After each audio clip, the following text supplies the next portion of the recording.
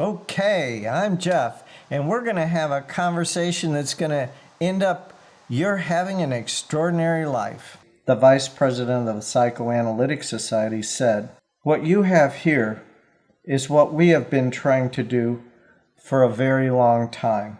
I taught the full course for 4 years in over 6 top universities in Kiev, Ukraine, and Almaty, Kazakhstan. And I managed filling the first University of California, Los Angeles course using the distinctions from this course. The materials for the following slides are abstracted from the semester-long 40-hour university-level course that has been taught in top universities like Harvard, United States Air Force Academy, University of California, Los Angeles, Rochester Simon School of Business, Dartmouth Medical School, and so on. The full course is here, or you can simply search for SSRN course materials for the Being a Leader and Effective Exercise of Leadership. Research shows if you read these slides to yourself as I read them to you, your comprehension will increase 44%. My promise to you, you will have your hands on the levers and dials of extraordinary performance. These are the blueprints, conventions you can adapt your life to that will take very little extra time. You will have actionable access. You will have leaps in productivity beyond what can be explained. Unanticipated opportunities will emerge. You will experience unusual effectiveness in bringing about results. You will achieve a profound difference in the quality of your life. What is possible? In the practice, one transforms from a psychological human being to an ontological one. This will be more fully explained in a follow-up video. In your practice, you will understand what this means. What may concern you? No huge time investment. Practice as you live life. It's absolutely free. No money involved, no club, no multi-level marketing, no special status, no charm, no charisma, no superpowers needed. Everything you need is here. There are some caveats, page 1 of 4. You can't just think about it. You have to do it. Practice is required. The longer you practice, the more power you develop. Very few practice these fundamentals, even though anyone can actually do it. Don't be surprised if you find yourself resisting, having a mental block, going unconscious, sleepy, skipping ahead. Counterintuitive, belief-challenging material is difficult to confront. We will be confronting blind spots. If we can see into a blind spot, we are empowered. However, we are typically upset first. Our brains turn as much of the world as it can into concepts to save storage space. A concept is not the thing itself, but a shortcut, a representation of it. Hence, we skip ahead, we think we know, or soon will. Take, for example, when you see a tree. It's like, oh yeah, a tree. I've seen thousands of trees before. I know what trees are. We don't stand in front of a tree and go, oh my gosh, a tree, and marvel and wonder at the miracle of a tree, or grass, or another person. We have shortcuts for all of that. We have concepts. We can't store every pixel of every tree and every person, so our brain makes a shortcut. It likes consistency. It is easier to store when something is like something else and has no incongruent, discordant data. We will see this happen in this material. It will be a waste of time to become familiar with or know about this material like a concept. As information, epistemological knowledge, it is useless. You will need to know it like you know balance when you get on a bicycle, or as they say, know it like the back of your hand. Balance uses us when we ride a bicycle, we are not using balance. It all happens in the background. Academically stated, epistemological mastery of a subject leaves us knowing. Ontological mastery of a subject leaves us being. I have made outrageous promises that I stand for. I expect to be held accountable for what I say. We will be designing a new kind of human being. If I said your word will become law in the universe, and you will distinguish yourself from your psychology, it would not make any sense without the context provided by the following slides. Let's cover the material and see what you see from that newly provided perspective. If you can get excited and in action about this, by the way, this actually programs our brains. There's a whole neuroscience behind this that we will cover. But if you can create a future and get excited and in action about this, it will be the most important, impactful, difference-making activity that you could ever do in your entire life. For some people, it may be boring and sleep-inducing. It's counterintuitive and thus challenging to stay engaged. Put it to use, then leave a comment. Let us know what you discovered for yourself. How I benefited personally will be covered at the end. You'll see examples of what I'm talking about in my life, of everything I promised to you. This is the one performance thing. The one thing, we do not get into personal relationships without this one thing. We do not get into business relationships without this one thing.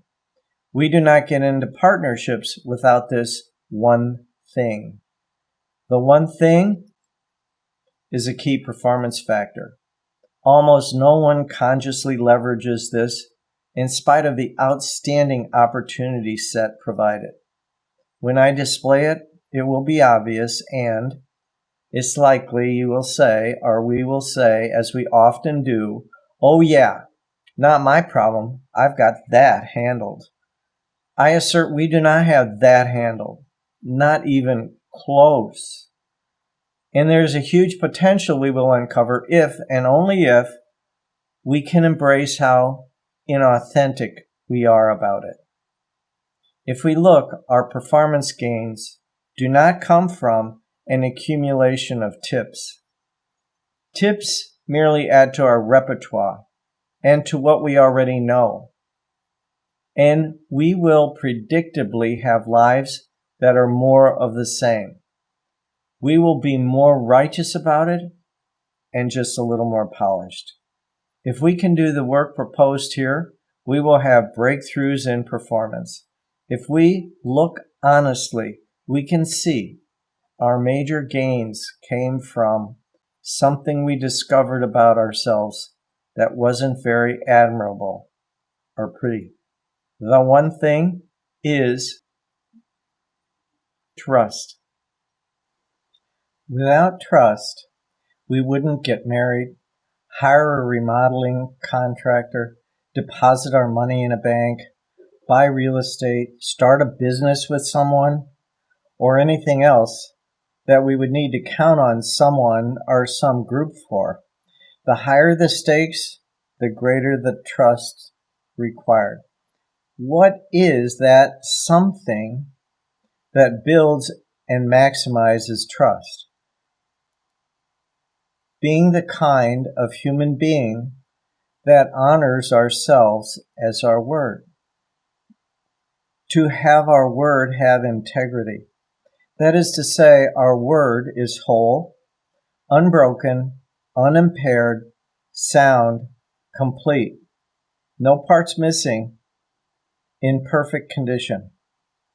Our word has integrity.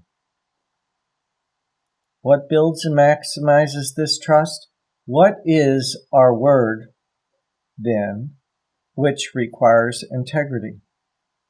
How, in what way is our word constituted or constructed?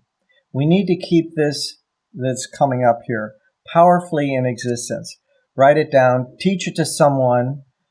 I had it on my bathroom mirror and my computer screen until I knew it, like I know balance on a bicycle. Our word exists in these 6 ways. Our word defined. 1. What you said you would do. 2. What you know to do. 3.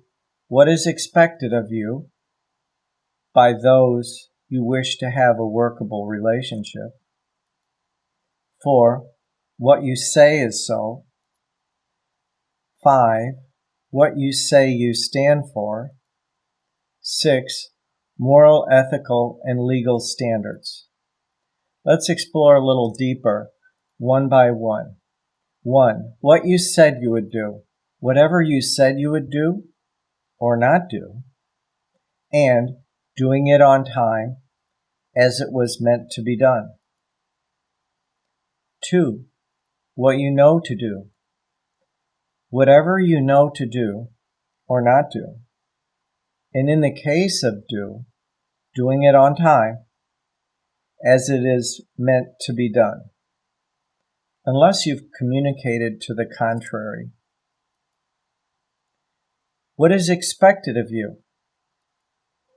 Whatever you are expected or requested to do or not do, and if it is something to do, doing it on time as it is meant to be done by all those you wish to have a working relationship.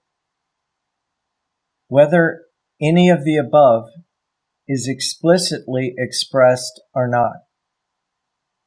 In other words, they don't have to say what they expect or request. It's your word if you want to have a working relationship with that person. If you don't, then never mind. Unless you've communicated to the contrary. Your expectations of others must be made explicitly. So this is not a two-way street. Their expectations are your word. Your expectations of them, you must make explicit. What you say is so. Whenever you have given your word to others as to the existence of something or some state of the world, your word includes being willing to be held accountable that the others would find your evidence makes what you have asserted valid for themselves. If I say it's cold outside and you go outside and you discover that's valid, then my integrity, the integrity of my word, is in. If you find that it's hot outside, there's a break in the integrity of my word. Standing for something. What you stand for. That is, what you say that your life is about, and for what you can unquestionably be counted on. Whether expressed in the form of a declaration to one or more people, even yourself, as well as what you allow people to believe that you stand for, is part of your word.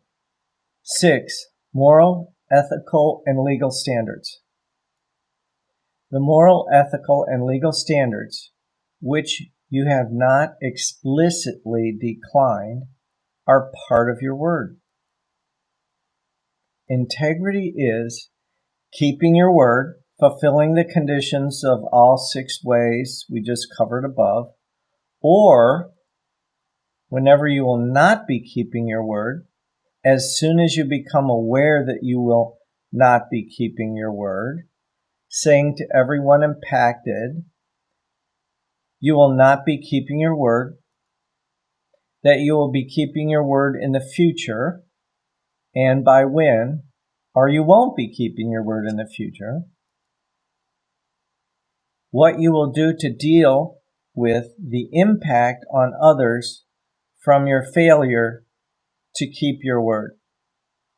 Integrity is not always keeping our word. Integrity is honoring one's word. Always keeping our word is impossible. It is impossible to always keep our word. We would need to be sure we were not up to anything at all. For sure, nothing big with any risk. Just jump in bed and pull the sheets over and tell people don't expect anything. Your integrity will be in. Always honoring your word. It is possible to always honor your word. We can maintain our integrity when not keeping our word. While it seems like breaking our word will lead to always honoring our word. When we clean up the mess we made by not keeping our promise, paradoxically, it builds trust. People you relate to know that you are a person of integrity. Just imagine if everyone treated you this way, regardless of the type of relationship. What would that be like for you? Review. Your word is 1. What you said you would do or not do. 2. What you know to do or not do. 3. What is expected of you, even if they haven't said, by those you wish to have a workable relationship. 4. What you say is so, what you assert. 5. What you say you stand for. 6. Moral, ethical, and legal standards of the societies, groups, and governmental agencies of which we enjoy membership.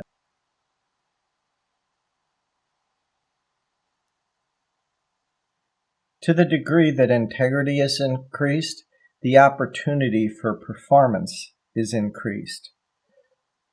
This will happen for you, for us. If we keep honoring ourselves as our word, that is to say 1 through 6, and cleaning up the mess when we don't, I assert our word becomes law in the universe. Breakthrough performance surely follows. For example, my bringing the Being a Leader course to Ukraine and Kazakhstan. This happened for me. After practicing integrity for some years, I took a stand for bringing the Being a Leader course to a country that didn't have it. I shared it with my Russian teacher living in Odessa, Ukraine. She shared it with a friend who is connected to the top educators in Ukraine.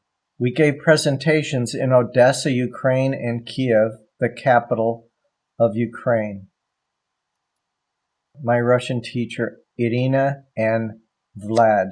The National University of Kiev Mihailo Academy embraced the opportunity, and I led the full 40-hour-long course for 4 years, every fall semester. This was my dean and one of my classes.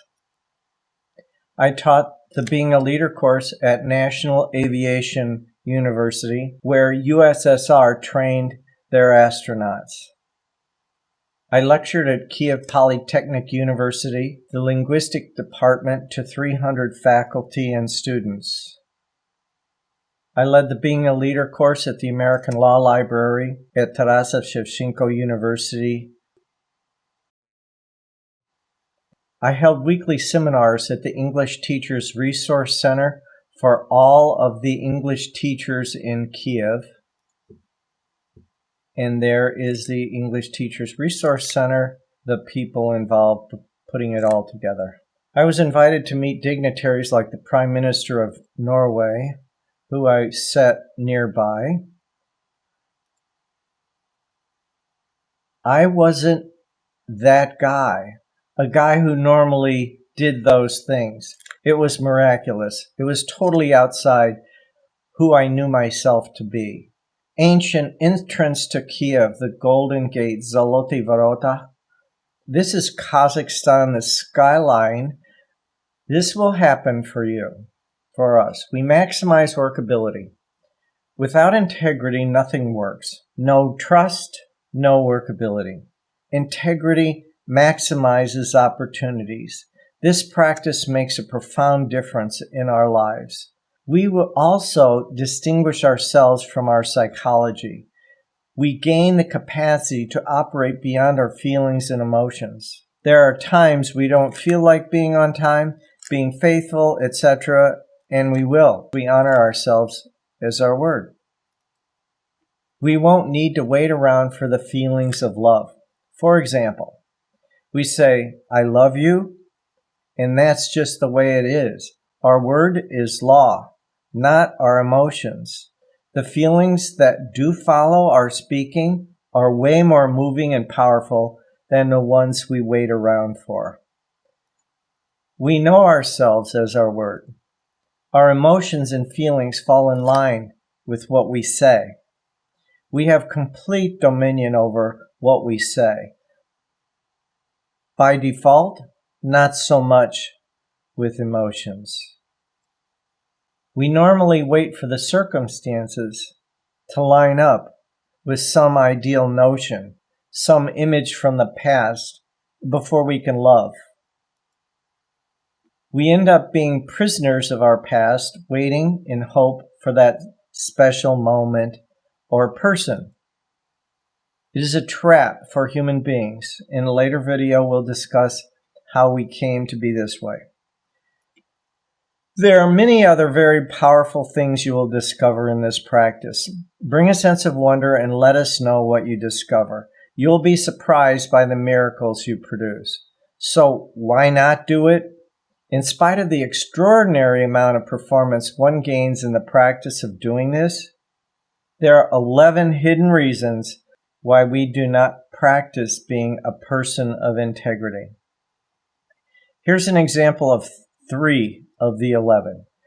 Not seeing that who I am as a person is my word. Living as if my word is only what I say is so. Being unaware when I have not kept my word. Deceiving myself that I am a person of integrity. We all do this. In a follow-up video, we'll unconceal all 11 hidden factors that are a veil over my performance. Until then, let me know the results of your practice. Please comment on the results you see. I promised extraordinary results, and you practice, practice. Any questions? Congratulations if you made it this far.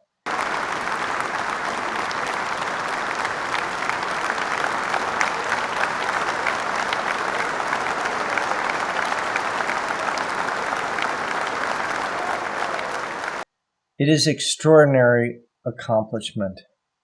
You're standing in front of the possibility of creating a new kind of human being. There are more keys to the kingdom. Stay tuned. I love you. I appreciate your attention, and I acknowledge you for your commitment to an extraordinary life. Reminder to click on the bell for a notice when the next video is posted. Stay in touch.